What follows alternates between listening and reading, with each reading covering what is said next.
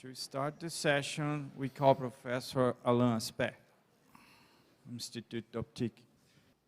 There we go. Okay. If Vanderlei was here, I would thank him. Vanderlei? No, it's not. Vanderlei is requested here. Vanderlei? Okay. Vanderlei, I want to thank you for the privilege to be here. Is it too strong? For the privilege to be here, although I am not a former student of Dan Kleppner. I saw Dan for the first time at ICAP in '78. It was in MIT. But I was a small guy watching the big hero presenting surprising ideas, surprising for me, about Bose-Einstein condensation of atomic gas. And I must say that I missed a lot in your talk, and not only because of my ignorance of English, it was also because of my ignorance of that kind of physics. And I am pretty sure we did not interact at that time. I think the first interaction happened 4 years later in Gothenburg, in another ICAP. I was still an undergraduate, but I have been invited to give a plenary talk about the results of the Bell's inequalities. And I was a little nervous, especially about equations. My charming chairman, Norman Ramsey, had told me that he would keep control, and if the equation became bad, he would keep seriously control. And the first question, a gentleman stood up. It was our first interaction. And the question was, young man, can we consider that the equation is settled now? And you know, I never thought out if it was friendly or ironical. But it was you, yes, you. This was a question. But the way I understood the question was, okay, young man, now you have played with this foundation of quantum mechanics. It's time to go to serious stuff. I followed the advice a couple of years later when Claude Cohen-Tanouji asked me to join him and John Dalibard to start research on laser cooling of atoms. And this offered the opportunity to meet you and be more and more often. I often benefited of your hospitality in Belmont. And believe it or not, I was even offered the privilege to rattle the leaves on his lawn in autumn. And I can tell you, American leaves are much bigger and abundant than European leaves. But it was a sign of friendship. I had then the wonderful privilege to discover B and Dan, this wonderful person, so cultivated, with whom we could speak of politics, art, literature, family. And when B was not around, we could even speak about physics. And I must... She is not Beatrice screaming, okay? She's not. And although I was not your student then, I've benefited a lot of this discussion about physics, but I want to say that I am pretty sure that among all your achievements, the one which has played a major role in my evolution, my understanding of physics, is, again, it has been cited so many times, but it's a fact, it's the work on the inhibited spontaneous emission, with the founding paper that you signed, and then with the wonderful experiment that was done by Randy. This really changed my vision and or my understanding of quantum mechanics. And for this reason, today, or at least it's one of the reasons why today, I want to speak about Anderson localization, because I think that there is a similarity. Suppressing spontaneous emission, suppressing the motion of atoms, and this for a very fundamental quantum equation, I think there are similarities. So if you allow, I will start and speak about Anderson localization. Here we are. And yes, this is a phase, I missed the word that Rick was using, But I like very much this photo because it's both friendly, but you also expect a question which might be not so easy to answer, okay? Fortunately, there is B behind who is keeping things under control. So let us start. So this is Anderson, and this is Mott, the two heroes of Anderson localization. This is my group, a little bit of advertising for the young people who are around. Don't hesitate to join us. And I must do it now, otherwise I will forget. I have wonderful collaborators. We started the work on Anderson localization with Philippe Bouillet, who now moved to Institut d'Optique in Bordeaux. We have a branch in Bordeaux. The wine is better in Bordeaux than in Palaiseau, for sure. And I have two young team leaders, Vincent Josse and Thomas Bourdel, plus the theory team leader, Laurent Sanchez-Palencia. Okay, let us start with the naive idea of an AMO experimentalist about Anderson localization. At the beginning, it took me some time to understand why people were so excited, but I found the reason in reading all paper by Mott. The problem is the following. If we consider the Drude model of conduction, electrons are bouncing on impurities. And when you increase the amount of impurity, you easily understand that conductivity decreases. But this model cannot tell you that conductivity is totally cancelled at some point.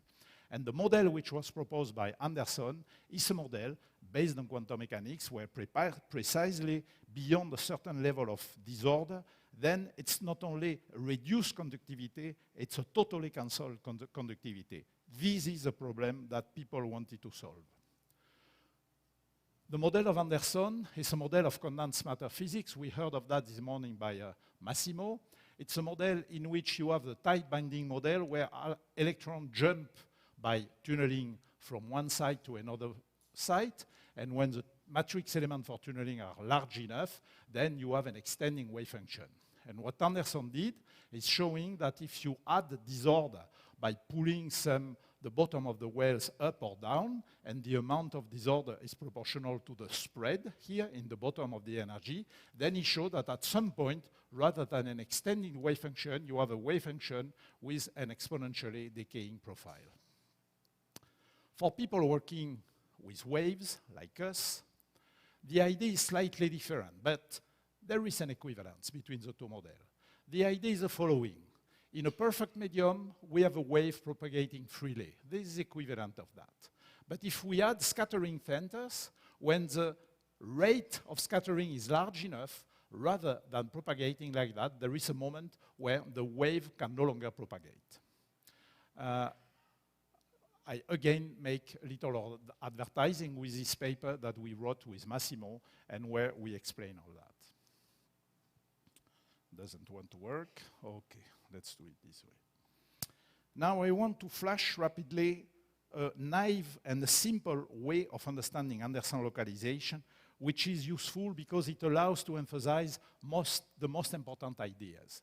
The idea is the following. We have a wave traveling trying to propagate here, and let us start by a scattering here. Then I can have multiple scattering, and after a series of scattering, I come back to the origin. And I have many loops like that coming back to the origin. If all these loops come back to the origin in phase, there is a constructive interference to come back to the origin. And if there is constructive interference to come back to the origin, of course, there is a big suppression of the propagation. This image is very interesting because you can draw many things from that. First, you understand that the simplest way to have everybody coming back in phase to the origin is to have a phase which is less than 1 radian. So if the mean free path is much less than the wavelength, it's clear that the size of the loop here is much less than 1 wavelength, and so everybody comes back in phase. And this is a famous Joffé-Regel criterion for saying that the mean free path has to be definitely smaller than lambda, or lambda divided by 2 pi. And this image allows me to emphasize important features of Anderson localization. First, Anderson localization is about interference of many scattered wavelengths. Second, it's a single particle quantum effect. What I am describing here is a wave function describing a single electron, a single atom, a single photon. It's a single particle effect. Finally, this image allows to emphasize maybe the most important character, which is the role of dimensionality. Because everybody knows that returning to the origin by a random motion is very easy in one day. If you propagate on one day by a random motion, you are soon to come back to the origin. You are sure to come back to the origin very soon. In 2D, a random motion brings you back to the origin only after a quite long time. And in 3D, don't even dream about it. You will never come back to the origin, okay?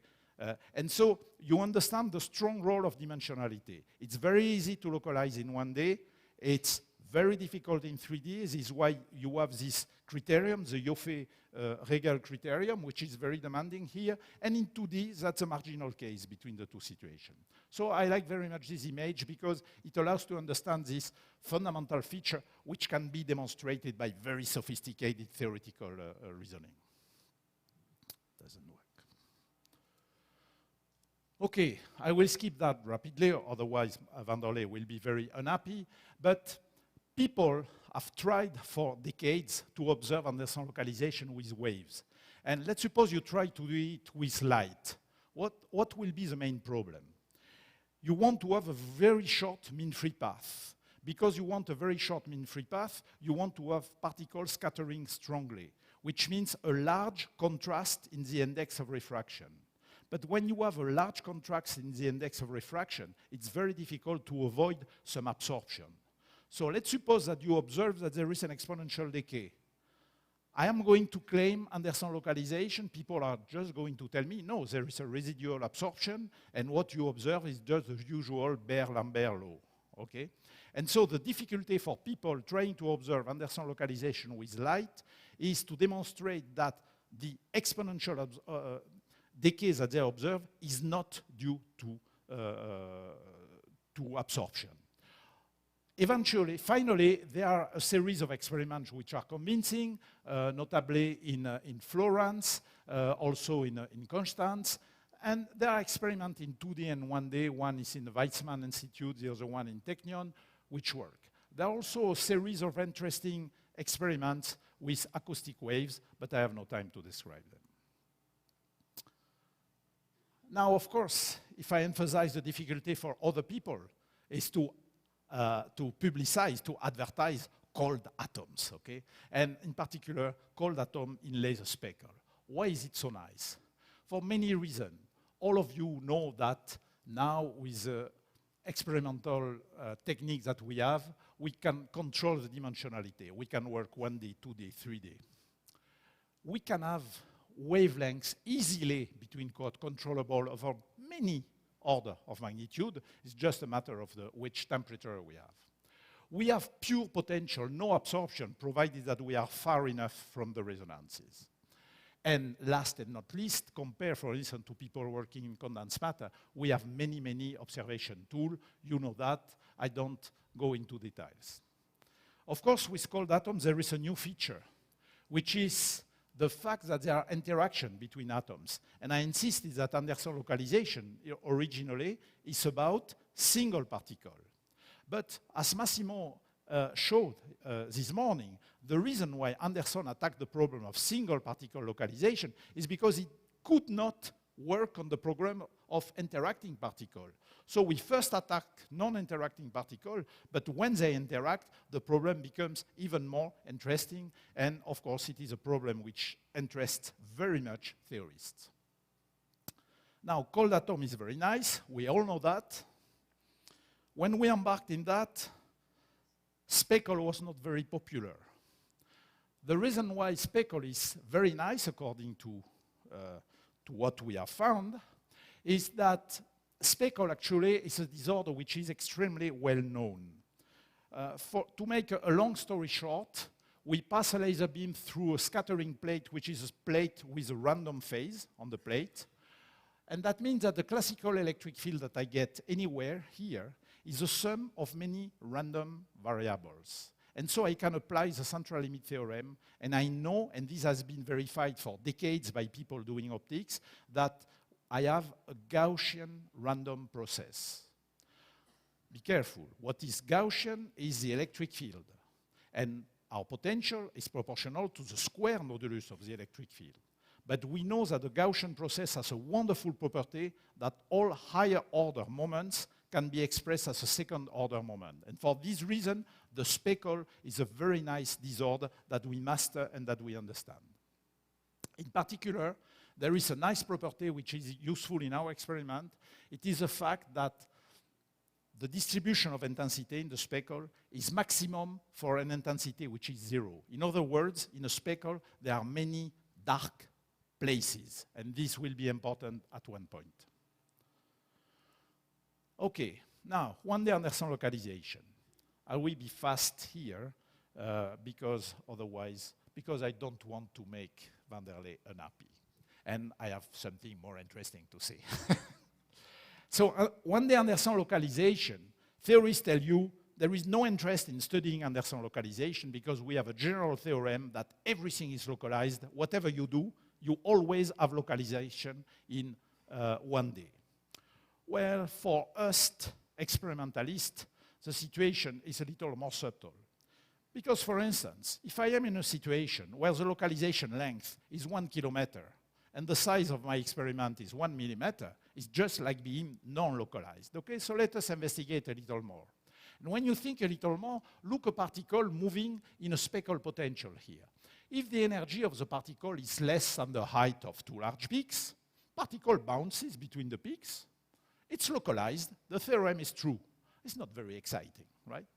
But then if you solve Schrödinger equation numerically for a situation where now the energy of the particle is much larger, like 10 times larger than the height of the peaks that you have here, anyway, when you solve the Schrödinger equation, you find a solution with exponentially decaying amplitude. And this looks like Anderson localization, because this can be understood only by the fact that you have many scattering on the small peak, and the coherent addition of all these waves prevents the main wave from traveling, okay? So when we saw that, we decided to observe it, and so the experiment is no mystery for people who are here. We have atoms traveling in a focused laser beam, which is exactly horizontal, so they travel freely one dimension. We shine a laser speckle, which is produced by a narrow slit, so that the speckle pattern is just like discs like that, which are much broader than the size of the tube of the guiding laser. So that for all practical purposes, because our atoms are cold enough, we are really one dimension. The atoms circulate like that.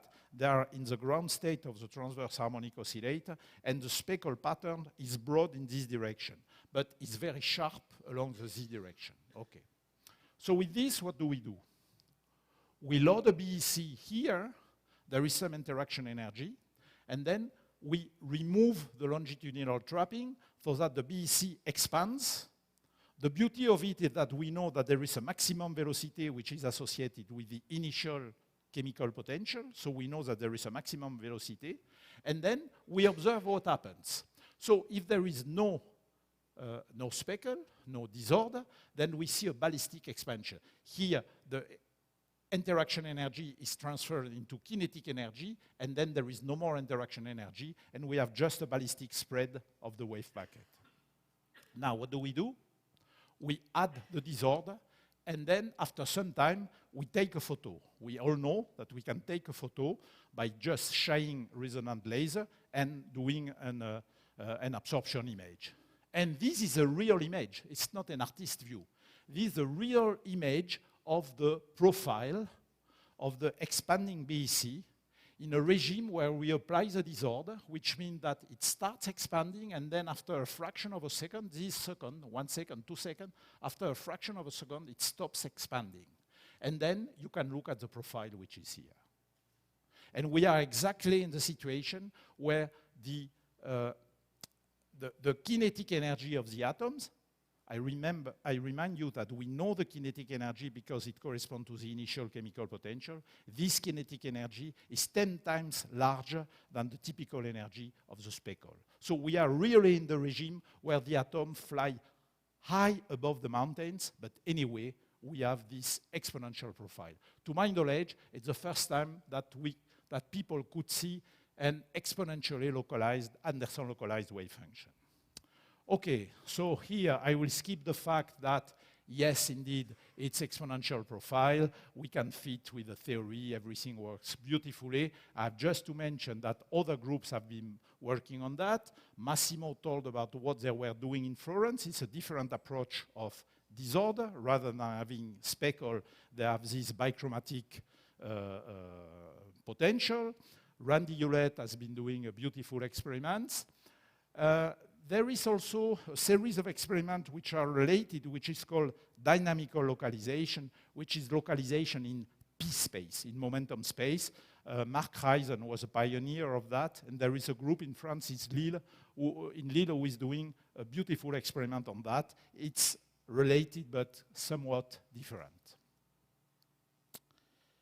This was to warm up. The serious stuff is Anderson localization in 3D, as I told you, because in 3D it becomes really difficult, but after a lot of effort, we succeeded. First problem in 3D, in 1D, you can hold the atoms in the laser beam. In 3D, gravity is annoying. So what do? We switch off gravity. So to switch off gravity, we take advantage of the fact that we work with rubidium atoms. They are paramagnetic. We select a Zeeman sublevel, and we apply a gradient of magnetic field. And then we compensate gravity. As you know, the problem is that nothing is perfect. And if you have a gradient like that, because of Maxwell equation, divergence B equals 0, there is a radial component. So to take into account this radial component, we do two things. First, the coils are calculated big enough that this radial component is not too annoying. And second, we choose a configuration where the radial component would expel the atom. So if we observe localization, you cannot tell us that it is because there is something attracting towards the center. If you would choose the opposite situation, there could be argument.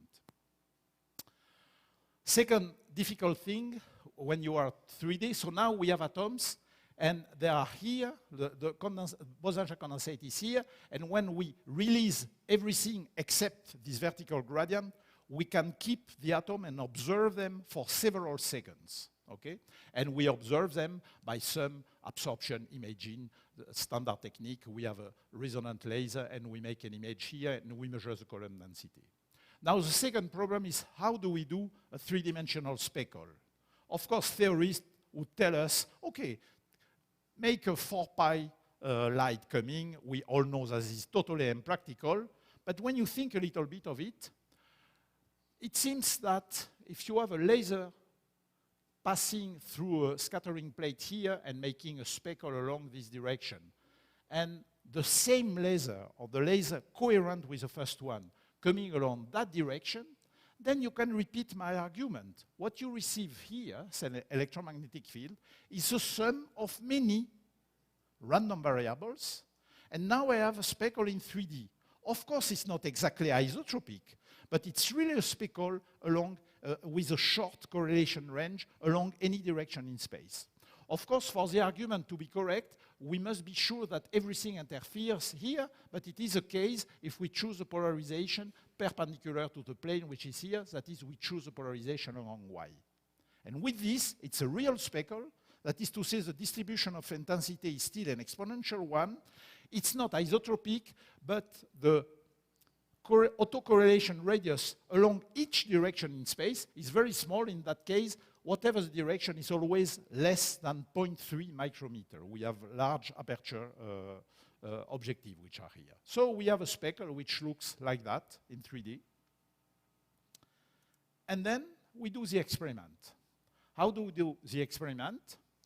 We have the trapped Bose-Einstein condensate here, which is in an optical trap. We condense in an optical trap. And then at time t equals 0, we let it expand. It does not fall because we suspend, because we compensate gravity. And then we switch on the disorder as soon as the interaction energy is released and transformed into kinetic energy. And then we observe what happens. For a small disorder, we see that after 1.2 seconds, we can no longer see anything. Then there is no more signal. It expands, and there is not enough absorption that we can detect it. But if now the disorder is larger, the amplitude of the disorder is larger, we see that it begins to expand, and then there is something which survives. Here we have 6 seconds, but it continues until we can observe it until 8 seconds, 10 seconds. The images are not as nice, this is why I don't show them. Okay? So how do we analyze that? We use a phenomenological model which does not use any specific theory, apart the fact that we assume that we have a fraction which is localized plus a fraction which makes a standard Brownian motion. If you have a standard Brownian motion in 3D, you expect that the density as a center will decay as 1 over t to the 3/2. But because we integrate along one direction, it's a column density, we expect that it will decay as 1 over t. So we fit here on the density at the center, we fit 1 over t plus something. In the case of weak disorder, the asymptote is 0, there is no localized fraction. But in the case where we have the large disorder, then this asymptote of the 1 over t decay goes to a value here, and we take that as a measured localized fraction. And there is always a diffusing fraction where you can see that the squared RMS size increases linearly with time, and we can measure the diffusion coefficient for the non-localized fraction. So with this, we think we really demonstrate that we are in a situation where we have a localized fraction and a non-localized fraction. Now, can we be in a situation where all the atoms will be below the so-called mobility edge? That is to say, all atoms are localized. Unfortunately, with our system, no, but we hope sometime we are going to have it. And the reason is the following, and the reason was found when trying to make a theoretical analysis. The problem is the following. As I told you, we let the cloud expand, and then we ramp up the disorder. When the cloud expands, the spread in energy of the atoms is very small. But when I ramp up a disorder, now I have a big spread in energy in the atom, which corresponds to the spread in the potential energy due to this disorder. And so it turns out, when you look at the numbers, that we are always in a situation when a fraction of the atom will have an energy too large to be localized, and a fraction of the atom which have an energy which is low enough to be localized.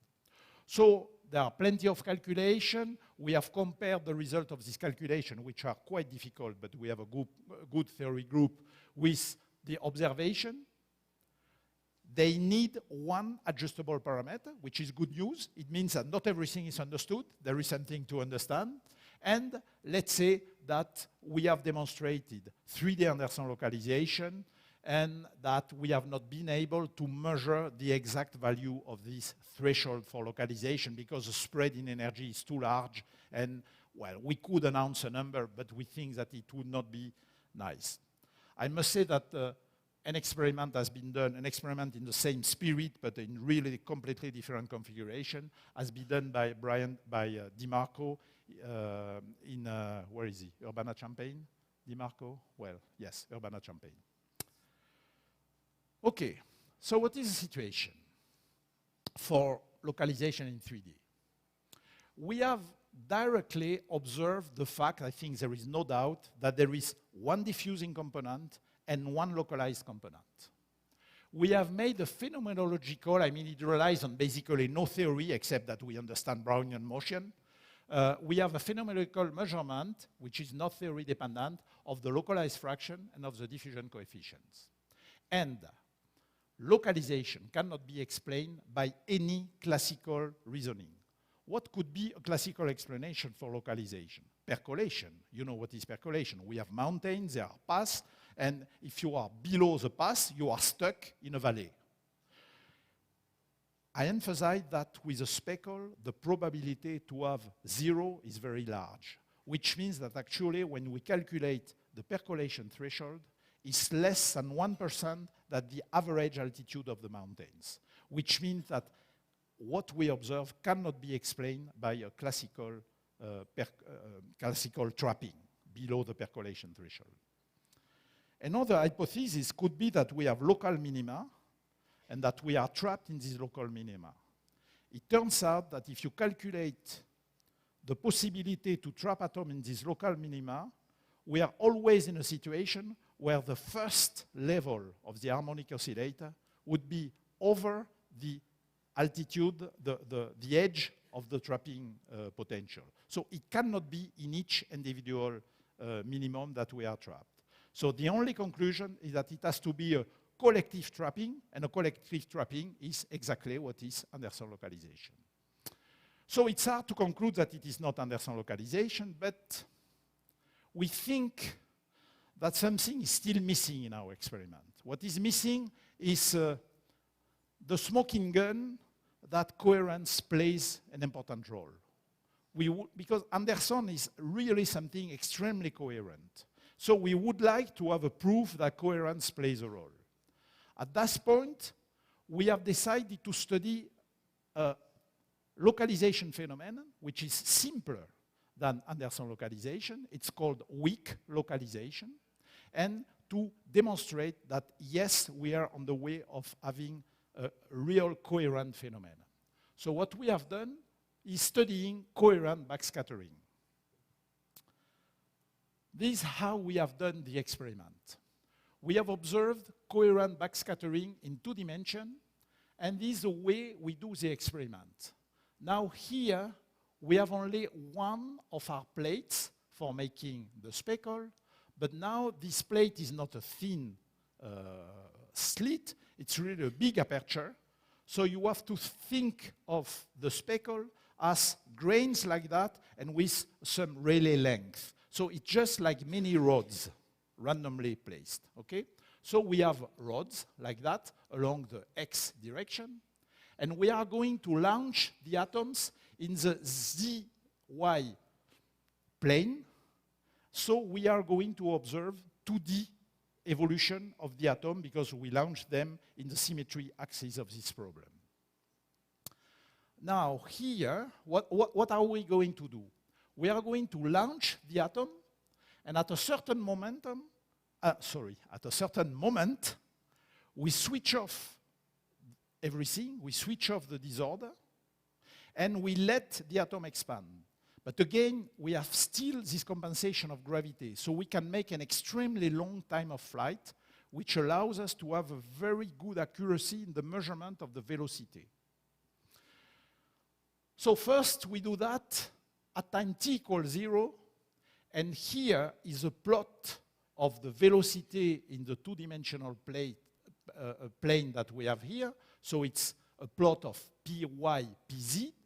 Why not px? Because again, we make a column density along this axis. So we measure the velocity in the plane.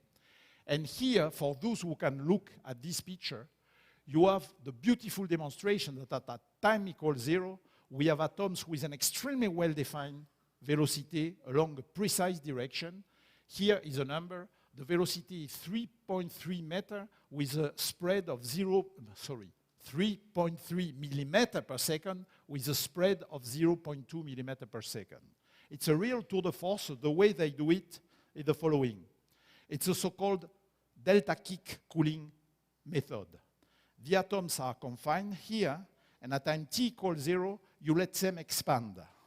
And suddenly, for a short amount of time, you apply again an harmonic potential in 3D for just the right time to stop all the atoms. Because if you let the atom expand enough, the atoms which are farther are faster, and you will apply an harmonic potential which will exert a stronger force.